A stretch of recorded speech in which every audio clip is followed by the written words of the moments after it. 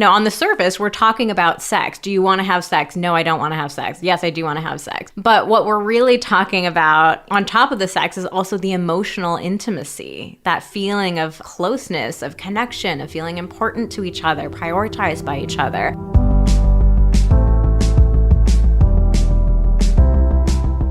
Hello and welcome to the Pillow Talks podcast. We're your hosts, Vanessa and Xander Marin. I'm a sex therapist with over 20 years of experience. And I'm just a regular dude. We share the ups and downs in our relationship while giving you step-by-step techniques for improving yours. Make sure you subscribe for your weekly double date full of totally doable sex tips, practical relationship advice, hilarious and honest stories of what really goes on behind closed bedroom doors, and so much more. It's the sex education you wish you'd had. I hate to do this to you, babe, but there is a perfect song that you could sing. I want you to want me.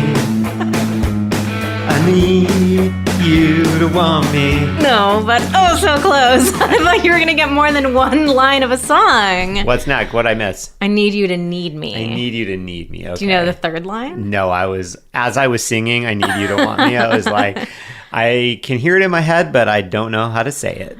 The third line, I think, is I'd love you to love me. That makes a lot of sense. Yeah. What was that from? Never Been Kissed? Did they have that in that movie? No idea. Oh, God, that was such a classic. Drew Barrymore. Good movie. Anyways, today we are talking about I want you to want me, what it feels like to want your partner to desire you, to want to feel desired by your partner.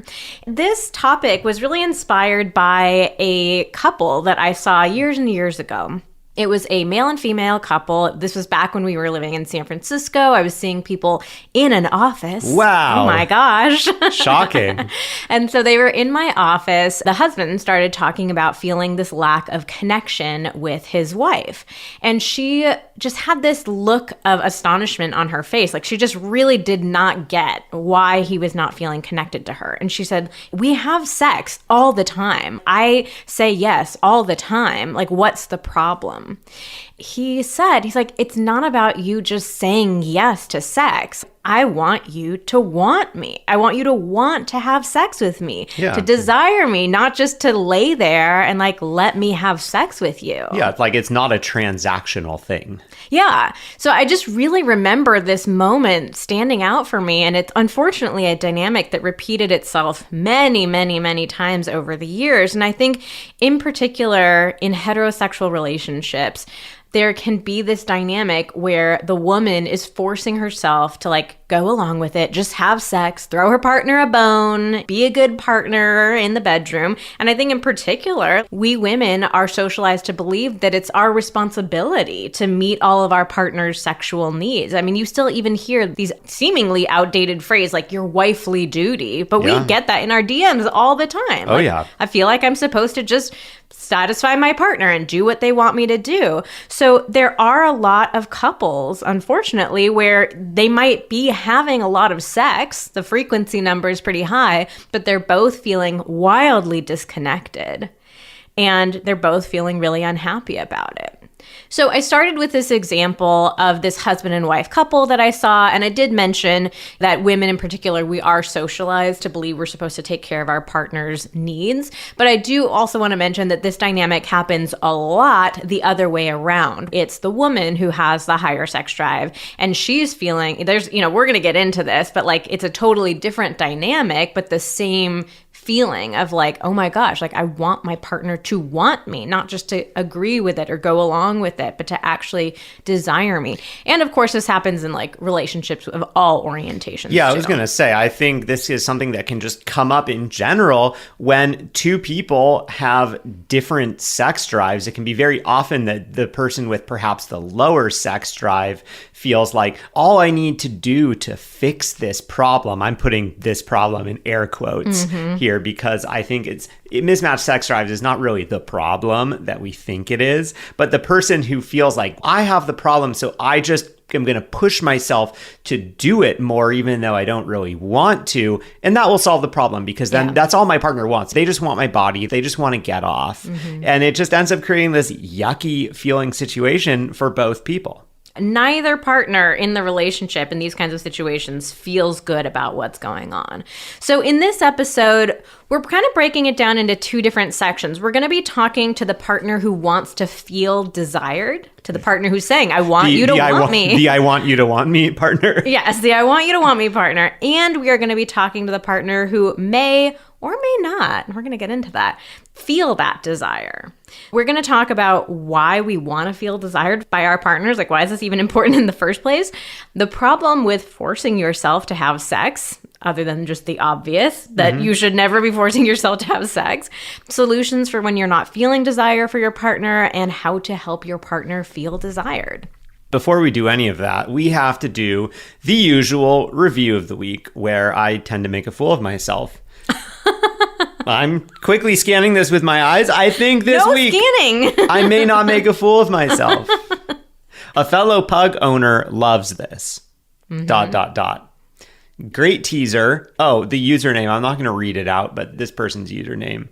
Pretty fire username. Wait, I think you could read it. I guess I can read it out because you can find this on iTunes if you want. Pug Lova for life. This is actually, I guess, maybe for life was taken, so they took the L out. Number 4, YFE. Oh my God. Wow. So, to this person, if you're listening, or maybe it's, if you're listening, maybe it's wife. Pug lover for wife. Pug Lova Fife. Fife. Maybe their last name is Fife. That's a possibility. I don't know. If you're listening to this and you wrote this, maybe check your grammar and your spelling. Wow, rude. No, we kidding. want to know the story behind Pug Lava for wife. For Ife. It reminds me of old AIM screen names. Oh, yeah. Oh, yeah. It was like, oh, no, I can't get that with the L. So let's just see how many letters we can remove and people still understand what I'm trying to say. You could be a pug lover for wife. You love pugs because of me. Yeah, true. I don't know. It makes me happy that you love pugs. But where are you getting wife from? There's no W. Y. There's a Y. Oh, Y. YFE.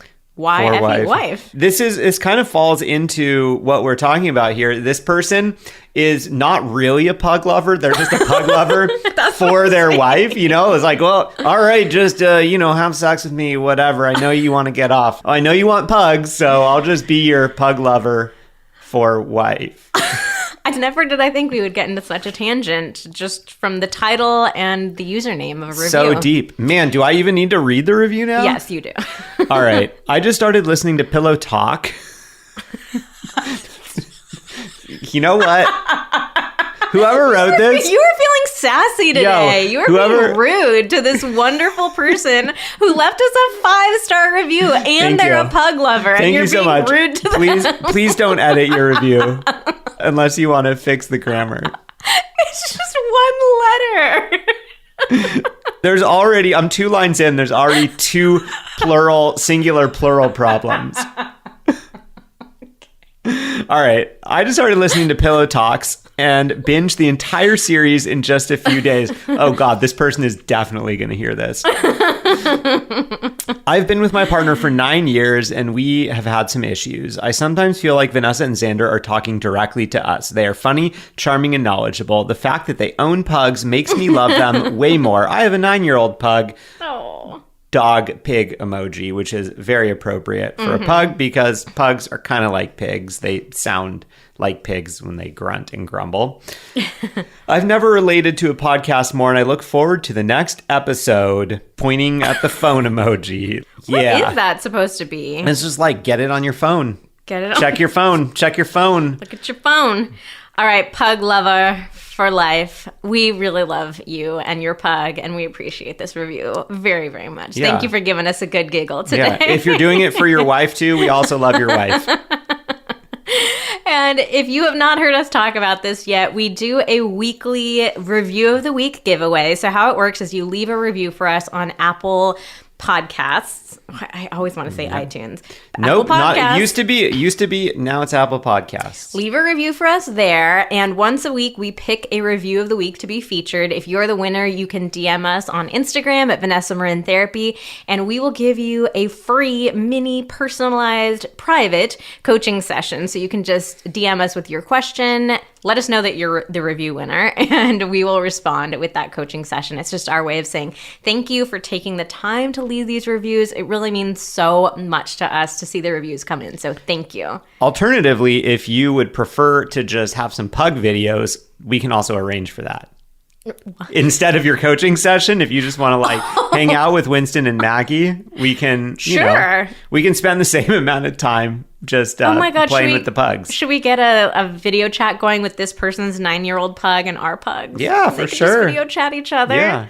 All right, well, let us know if you want that as your prize. Puggy FaceTime. All right, so let's get into it. Wow, that was quite a tangent for our review of the week. That was a good one. Yeah, let's go. So we got some ground to make up. I'll talk fast. So as always, we went over to our Instagram community to ask them some questions about this topic. Got to get that data. Yes, we do. So first we asked, do you feel desired by your partner? So we were curious to know, as it is right now, are people feeling desired by their partner? We have mentioned this before, but I think we have to give the caveat here that our audience is extremely heavily female. Mm-hmm. So vast majority of these respondents are women. Yeah, if you have a male partner and you follow us, get your male partner to follow us. We need some more men in the community. Help us help you. 70% of people said yes, they do feel desired by their partner. I was pretty surprised by that, pleasantly surprised. I think that's great. Again, the other caveat is that our audience follows us. They take a lot of our advice, and oftentimes their relationships are much better on average than the typical person. So I'd like to say these numbers are probably a bit inflated more than the general population. Of course. But this was interesting. We asked a follow-up question. Do you find yourself wishing you felt more desired by your partner? So this is really interesting. 70% of people said yes, they do feel desired, but 56% said they want to feel more desired. So it's kind of funny. It's like you're feeling some sort of baseline level of it. Sometimes they want me. It doesn't feel like enough. Right? So still the majority of people want to feel more desired.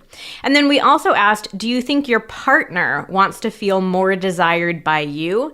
And almost 80% of people said yes. Interesting. Mm-hmm. Very interesting. Super creepy. All right, so let's break this episode down. We are going to start off with the partner who wants to feel desired. The I want you to want me partner. And we wanted to kind of kick this one off by talking a little bit about our own experiences of wanting to feel desired by each other. So we've been really transparent about the fact that our relationship, our sex life has gone through ups and downs. You know, we've had periods of our relationship where I had the higher sex drive than Xander, periods where Xander had the higher sex drive than me, periods where it was kind of roughly even. So we've kind of been through all of it. And I was thinking back about my experiences of wanting to feel more desired by you. And they definitely lined up with the times where your sex drive was lower than mine. So I think, you know, when we are kind of roughly in the same place, I'll have twinges of wanting to feel desired by you. Mm-hmm. Like it feels fine and manageable. It doesn't ever feel like a thing.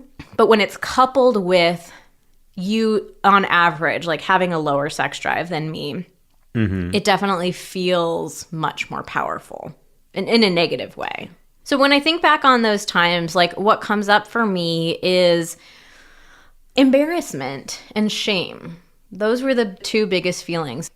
I want him to want me. Why doesn't he? And it was very easy to like turn it around and like really internalize it. Like something is wrong with me that he doesn't want me. It typically like wasn't a question of like, what's going on with him? Why doesn't he have a higher sex drive? It was like, something is wrong with me.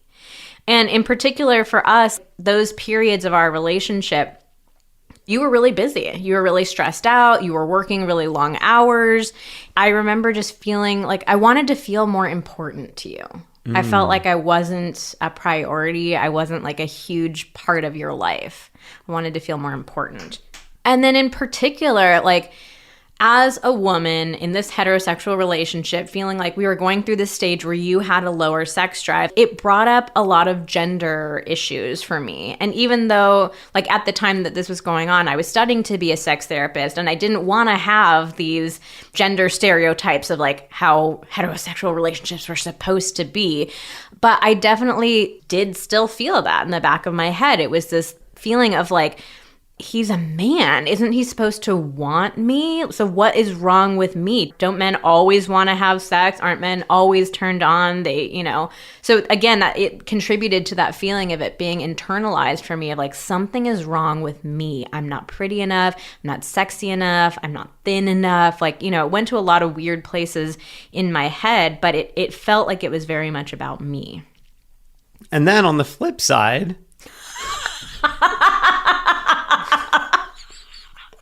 Wow, I think we're going to have to... No, we are leaving that in. No? Okay. All right. I'm getting all vulnerable and serious, and you come in at me with your 14-year-old voice cracking. On the flip side. Way to break the tension, babe. Yeah. All right. So, on the flip side, for me, on the flip side, times where the tables have been turned a bit, I can say what it's like for me is if I'm feeling Vanessa is not so into me in, that moment or that week or that month or whatever is going on, it's felt hard for me. Like it feels like anytime I try to initiate any type of intimacy, unless it goes perfectly, I feel like I'm just being a bother to Vanessa. Mm-hmm. Like, oh, well, I'm just like kind of like a sad puppy that's trying to be like, hey, play with me. And a puppy is never a bother. Okay. Well, here, maybe we're figuring out a way to turn this around. We got to play a little puppy scene. That's a separate podcast episode.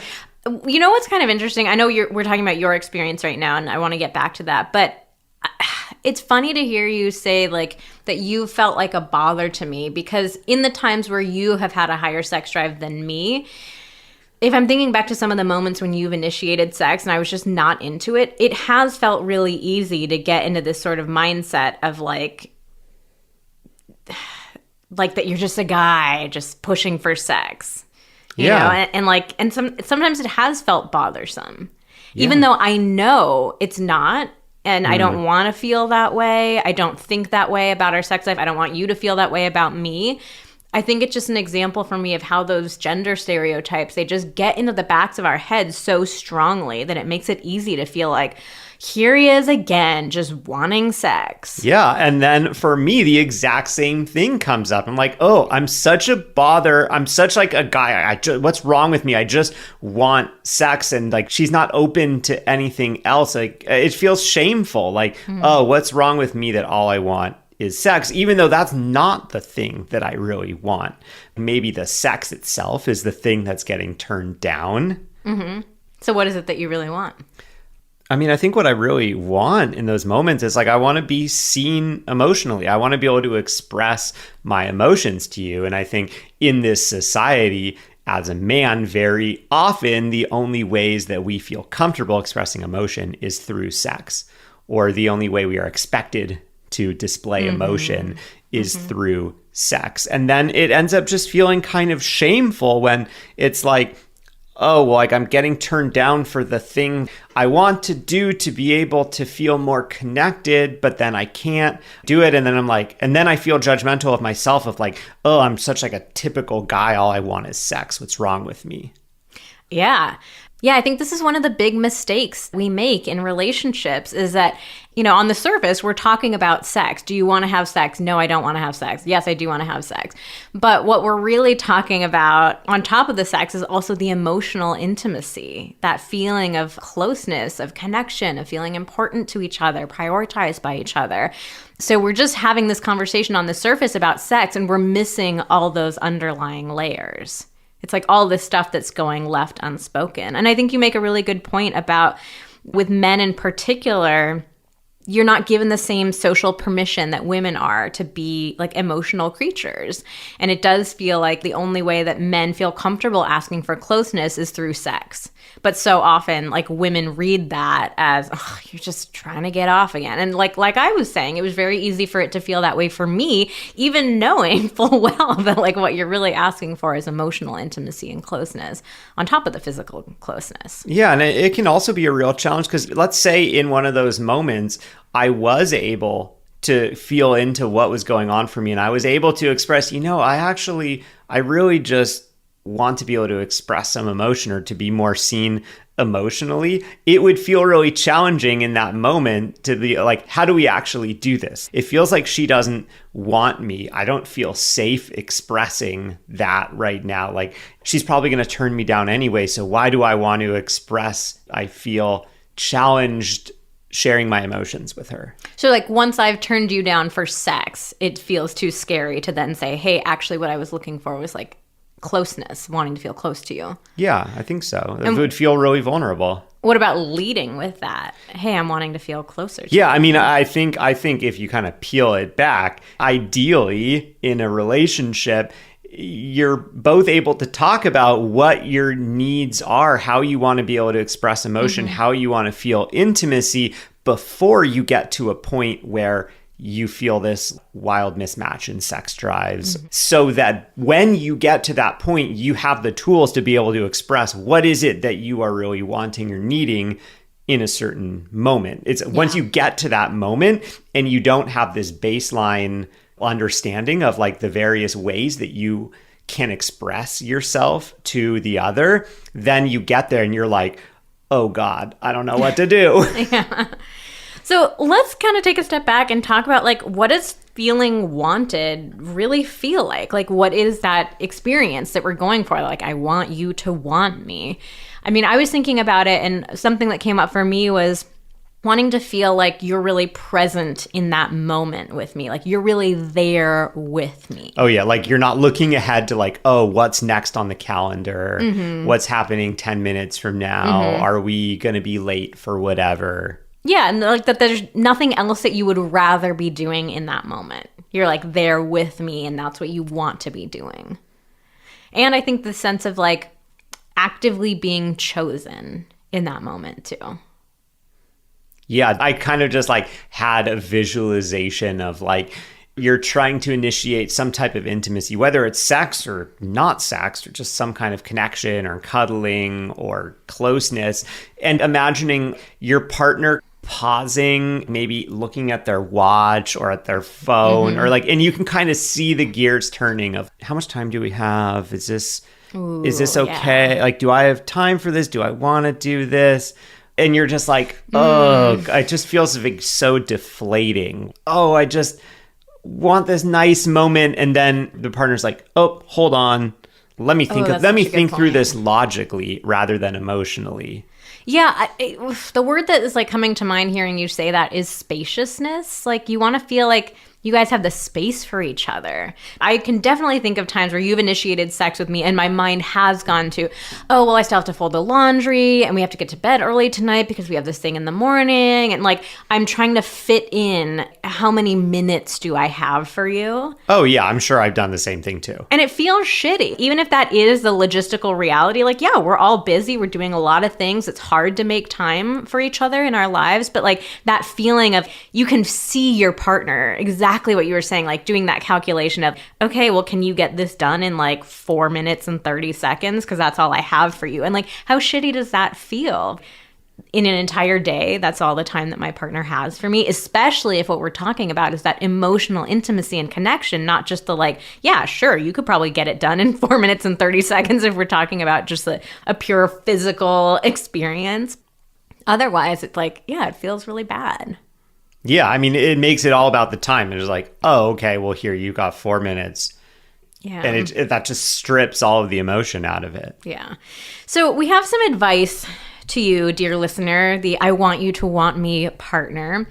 The first thing we want to say is do not hide your own desire. Oh, because I think this happens so frequently. Both of us have done this before. Like, you feel like my partner doesn't want me, so I don't want to put myself out there too much and show them how I want them. It's sort of like playing games early in a relationship. Like, or kind I don't of punishing your partner a bit. Oh, we'll get to that in a second. But it's like this kind of like, I don't want you to think that I like you more than you like me kind of thing. So a lot of times we end up trying to like pretend, I don't really want you. Yeah. But the reality is that doesn't feel good for you at all. Like, it feels incredibly stifling to try to like hide your own desire. And I think there's also something to be said about setting an example for your partner. Like, we all struggle with sexuality in one way or another. Your partner may have a lot of really crappy socialization that they're dealing with around being allowed to express their desire, being allowed to be a sexual person. And they may kind of need you to like be a role model for them. They may need to see it in action. And I'm not saying that's fair. That can feel really hard and painful in a relationship. But if you don't ever show your desire and your partner has no model of what does it look like to show desire in a relationship, you're going to get into a stuck place really fast. Oh, yeah, because what happens so frequently, especially if you yourself are struggling with a lower desire or lower sex drive, is I think so frequently we bury our heads in the sand and we go, okay, I can tell that there's a mismatch in our drives. I can tell that I am feeling less desire than I usually do. I don't want to acknowledge that because that would feel yucky to me. And so instead, I'm going to pretend that it's not an issue. And so then you might turn your partner down a couple of times and you can tell that they're disappointed. And then your partner goes, okay, well, I've put myself out there a couple of times. Now I'm going to like try to shut my own stuff down and pretend that I'm not interested and stop initiating. And all of a sudden, you, the lower desire partner, is like, oh, great, they stopped. Like, everything must be cool now. and so that's just a recipe for things to continue and to continue. And not just the resentment and the disappointment just simmers and simmers and simmers until it boils over eventually. Yeah. So our next piece of advice, you were sort of hinting at it a second ago, but we advise you, do not test your partner to see how long they'll go without noticing. So this is definitely something I've worked with a lot with couples clients. I think you and I have done it to each other a few times, but it's sort of this like when you're the higher desire partner, you sort of say, okay, well, fine, let me see. I won't initiate. How long will my partner go without initiating? Or it'll be sort of a game or like a quantification of it where it's like, oh, well, I initiated the last 3 times I got turned down. Yeah. So now you owe me 3 initiations, like until we're even. Yeah. But I'm not going to tell you that. Oh, yeah. I'm not going to tell you, and it's just going to be a test. I'm just waiting.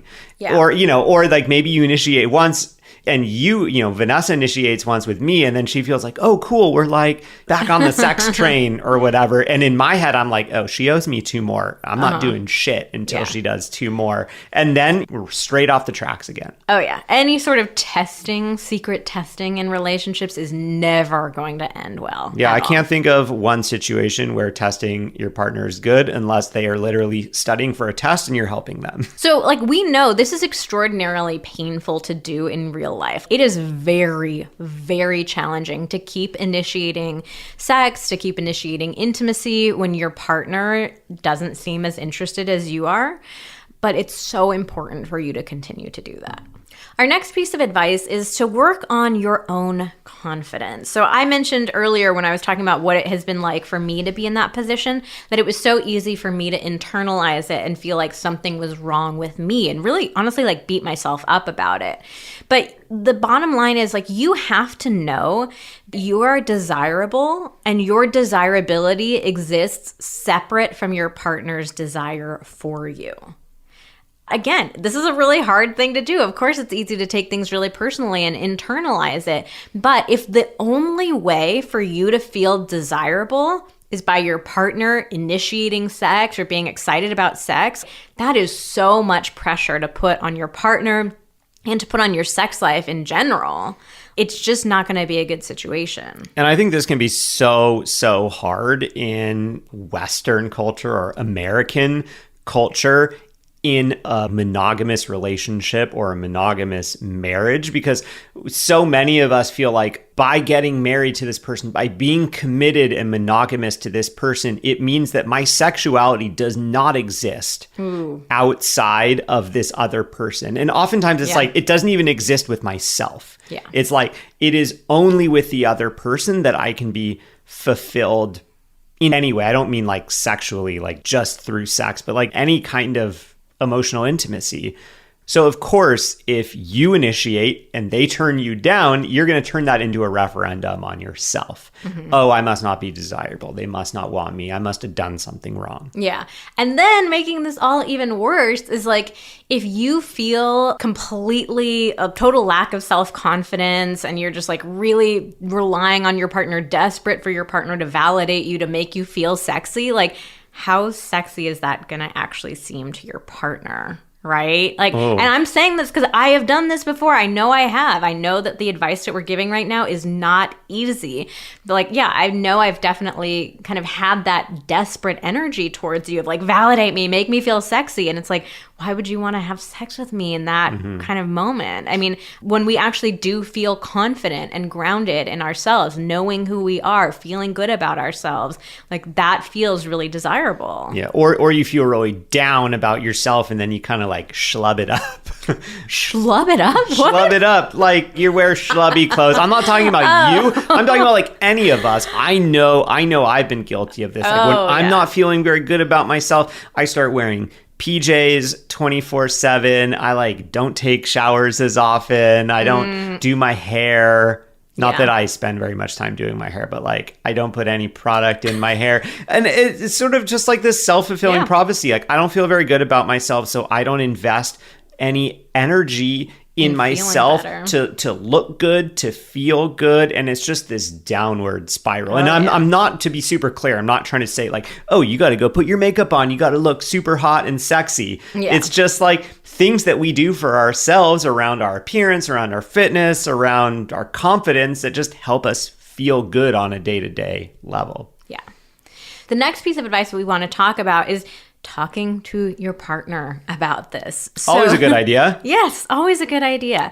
So you wanting to feel desired, that is a request that you can give to your partner. That is a need that you can express to your partner. A very reasonable one. Yeah. I think we had a question from somebody that says like, is it needy for me to want to feel desired by my partner? Okay. Like, no, absolutely not. That's a totally reasonable need to have from your partner, wanting to know that your partner wants you. I think we get into trouble when we don't talk about these dynamics and there's just all this stuff simmering beneath the surface. But if we can bring that out and just turn it into a clear and identifiable request, like that can make it so much easier to deal with. And I think that's the real key, a clear and identifiable request, because where it can cross the border into being a little needy is if all you're able to say is, it doesn't feel like you want me. I want you to want me more. And I'm not going to tell you anything about what it might be like for me to feel wanted. Like, here are some things that actually make me feel desired or make me feel wanted. Or here's some things that I'm not seeing you doing that I'm struggling with. Yeah. I mean, if you told me like, I want you to want me, I'd be like, okay, like, what does that mean? How do I do that? Yeah. And I think that's where we've struggled in the past, is that we've given each other vague requests. Like, we need to have more sex, or like, I want you to want me more. Without kind of translating, okay, how are we going to get there? Yeah. How are we going to do that? Or how are we going to do it together? Not just how are you going to figure that out and make it happen? Okay, so we went over to our Instagram audience and we put up a question box where we said, what are the specific things that make you feel desired? And we said either these are things that your partner does, maybe things they used to do, but they don't anymore, things that you wish that they did. We asked people, like, get really specific. And it was interesting because we did get a few specific examples, which we'll share with you in a second, but people really struggled to answer this question. And this is probably where most people are going wrong. Exactly. So we want to encourage you to take some time to really think about that question. What is it that makes you feel desired? What are the specific concrete things that your partner can do? So we're going to share the examples that people gave us on Instagram. We had some other ideas of our own. So as you're listening to these, try to get a sense of, for you, which ones would be the most powerful, or maybe one example that we give reminds you of something slightly different that would feel good for you. But again, like, you've got to get concrete here. This is work for you to do. So some of the stuff that came up on Instagram was day-to-day affection outside of sex. Maybe little kisses, little hugs, touching my leg while we're driving, touching my butt in passing. People also mentioned flirting, like giving compliments, even just verbally saying, I want you. So those were the few things that came up on Instagram. The ideas that we thought of on our own was maybe more quality time together. Sometimes when we feel like there's actually the space for us to spend time together, like that gives that feeling of being wanted. Flirty texts with each other. Of course, compliments, can always be fun. Setting up like a sexy date night with each other, scheduling sex, trying new things in the bedroom together. So, we're all unique.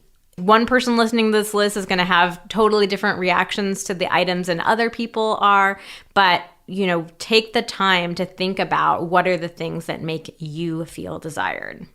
And I think another thing that could be really helpful, if you are the I want you to want me partner, and if you also have mismatched sex drives, one of the things that you could do is express to your partner the types of things that really will help you feel more desired, and really clarify that your expectation is that those things, especially if they're like touch-based, do not have to lead to sex. Yes. Because absolutely. I think that is the main objection of the other partner often is, oh, well, I stopped touching, or I stopped cuddling, or I stopped kissing because I'm scared it will lead to sex.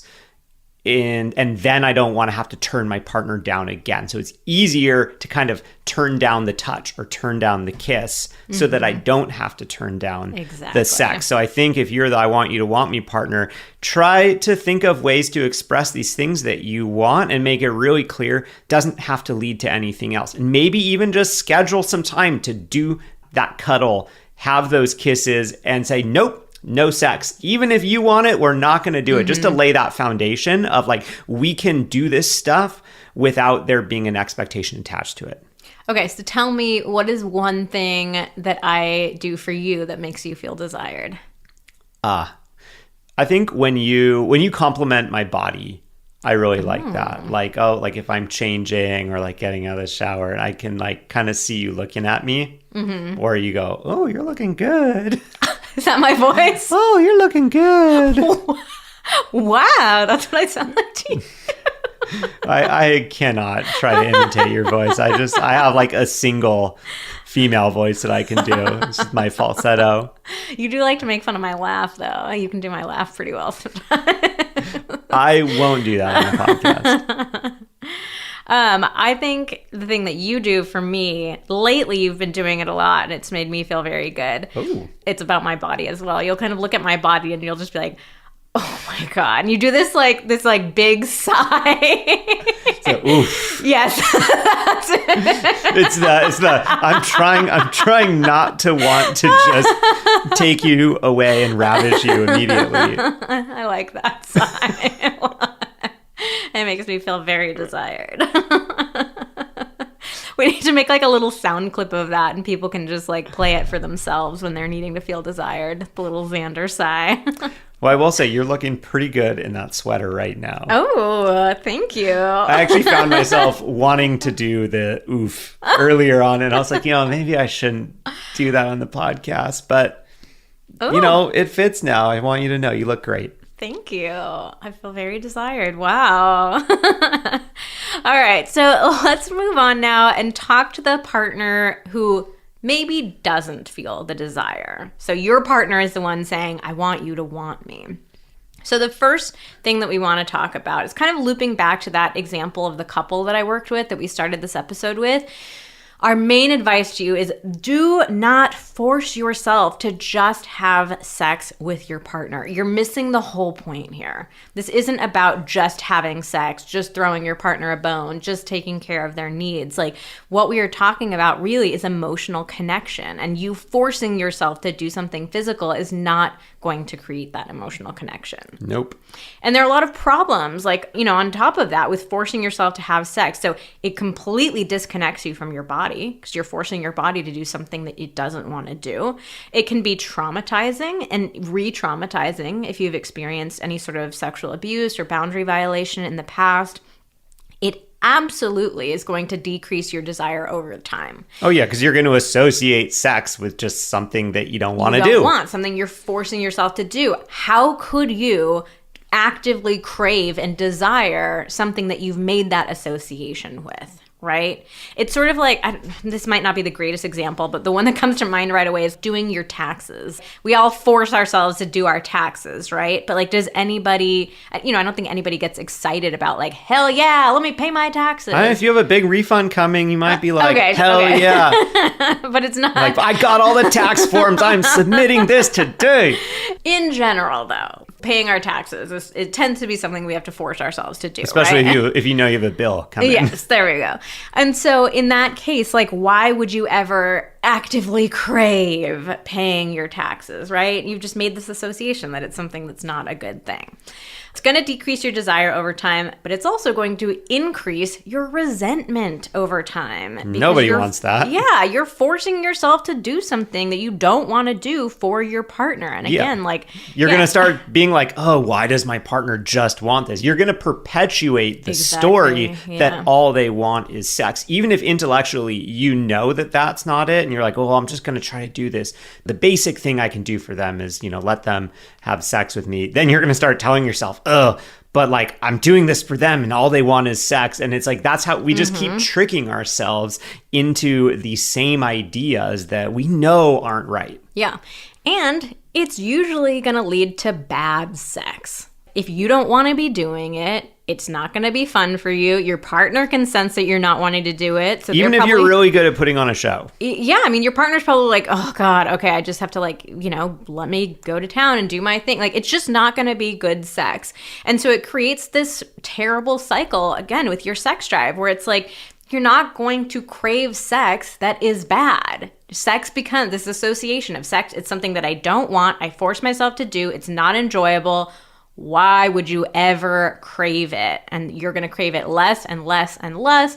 That imbalance between you and your partner's sex drive is going to increase. Like, it's so bad, you guys. I cannot tell you how bad this cycle gets. And it's so fucking common too. We have so many couples who are in this terrible cycle. And the ultimate irony of all of this is that you forcing yourself to have sex does not feel satisfying to your partner. It does the opposite of what you think it's going to do. Like, your partner is probably going to feel less desired and less connected and less wanted. And it might even make them increase how often they want to have sex with you because they're trying to experience that connection and that closeness with you. And maybe they get one tiny shred of it. And it's like, okay, well, I have to have sex 10 times to get one little thimbleful of connection, right? It's so bad. It's so bad in every way. And that's why I worked with so many couples, and we hear from couples in our DMs every single day where the partner's like, I don't want my partner just letting me have sex with them.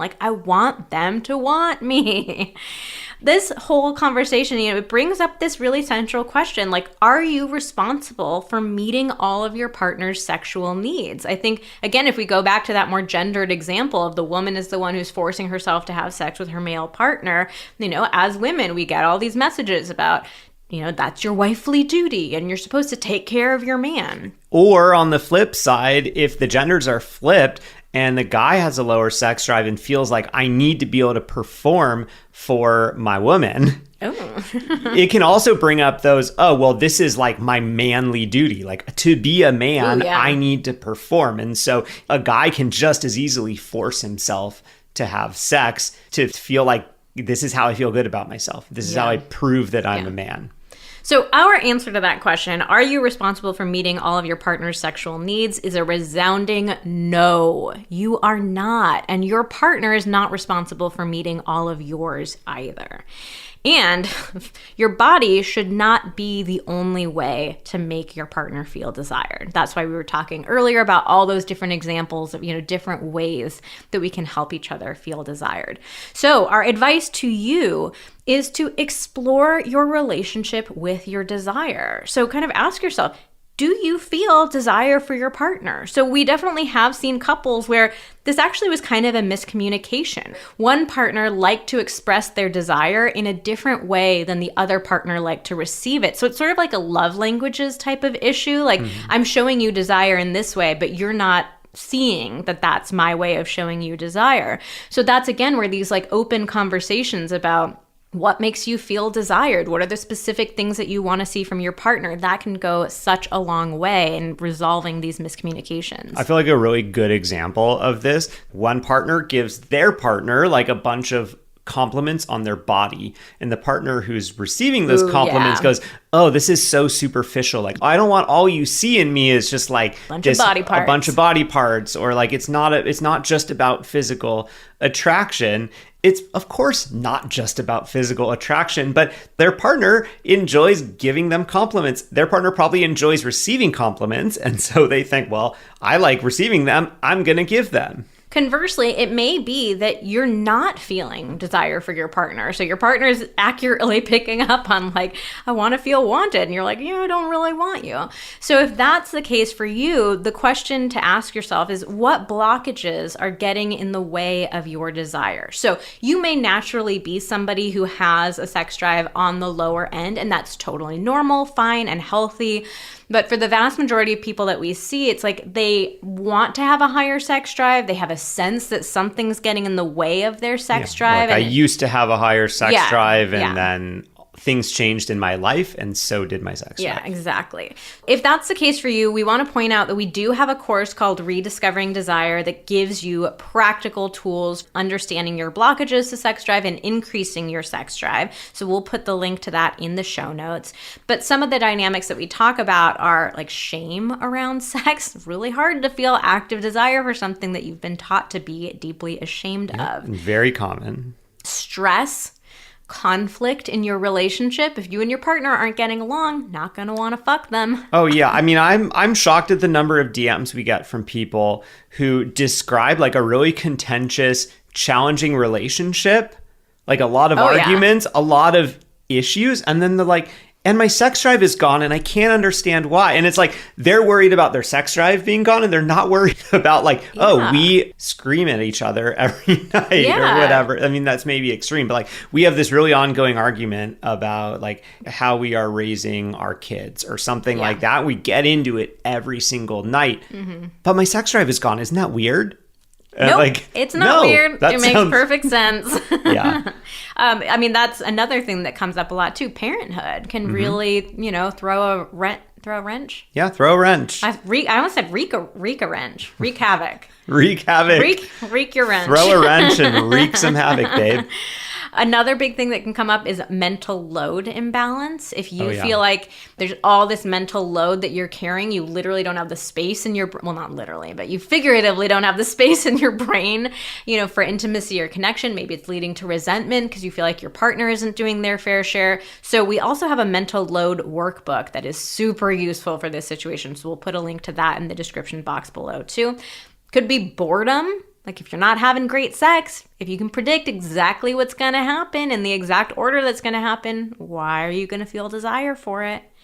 And finally, there might be like a fear of initiation. So it might be that you're feeling the desire, but you feel so self-conscious about like, oh, I don't want to tell my partner how, that I want to have sex. I don't know how to initiate. I feel shy or embarrassed. Or you feel like, oh, it should be their job to initiate. I mean, this can be a very gendered thing. Like some women can feel like, oh, that's just not my job. I do not do this. This is what the guy does. Oh, yeah. Actually, yesterday, we got a DM from somebody saying, like, I feel so shy about saying yes to my partner when they initiate. Like, how do I get more confident saying yes? There's just so much stuff that can come up around initiation. So we also have a really affordable masterclass about initiation 101. So we'll put the link to that in the description box. And that's about both initiating and considering your partner's initiations as well. Oh, so yes. it's both sides of the coin, like how to do it, but also how to receive like your partner's initiation and say yes or no. Yeah. So we'll put that in the show notes. I just realized I said in the description box down below. That was our YouTube line. Oh, from boy. Our YouTube vid. A little plug here. If you're not yet following us on YouTube, head on over there. We do some pretty fun videos. Yeah. Yeah, they're short and sweet. The pugs do make a appearance, at least recently in the video. So you have to watch some of the recent videos to spot the pugs. They're sometimes hidden behind us, but Pug lover for wife might love our YouTube channel. Yeah, they make an appearance. So subscribe to that channel, please. All right. So bottom line with this whole episode with, I want you to want me is this is just a way that we are missing each other, a way that we're not seeing like the breadth of our emotional experience, our desire for connection. We're having these surface level conversations about the physical act of sex, and we're missing this desire for connection. So we really hope that this episode has given you some ideas and some specific tips and techniques for reconnecting with your partner. Oh, but we are not done yet. We got some listener questions. Ooh, it's been a minute since we've had some listener questions. I know. Let's get into it. All right. All right. So the first one is, how do I phrase what I want or need without coming off as critical or that my partner is failing? This is a really interesting thing about feedback. I think that we hear the idea of like giving feedback to our partner or making requests, and in our head, it immediately goes to this negative place of like, it feels like it's going to be really critical and mean and cruel. But the reality is that you can give feedback and make requests in really gentle and kind ways. Like, we're not ever going to just tell your partner, hey, you're an asshole and you suck at making me feel desired and I hate you and you're terrible, right? Like, of course you're not going to say something like that. So I think instead, phrasing it in a positive way of telling your partner how good it makes you feel when they do stuff like that. I mean, if you listen to like Xander and I a couple of minutes ago when I was asking him what's something that I do that makes you feel wanted and vice versa, we both got all giddy hearing each other say like, I love when you do this, right? Like, it didn't come off as like, Xander, you're so bad at making me feel wanted. Here's the thing that I need you to do. Just phrase it in a positive way. Tell your partner what you like, why you appreciate it, the specific positive impacts that it has on you. And that's going to make them feel great. There also just needs to be some space for your partner to have some feelings around it. If you are in a place where there is sort of a mismatch in your desires and you're in a place where it's feeling like a little tough, yeah, your partner might have some feelings when you share with them that there are some things that you would like, that you have some needs. And I think that it's just important to allow them to feel that, though. I think that, that's a point that you're really big on of like, we can't always ensure that our partner feels positive and good 100% of the time. And like, that's okay. It's not our responsibility to protect our partner and make sure they're in this perfect state. So it's a balance here. If like, of course, you're not going to be rude and aggressive and mean about it. And also recognizing my partner's allowed to have reactions and that's okay. And I can have the space for that. Yeah. And it's like, I can't control the outcome.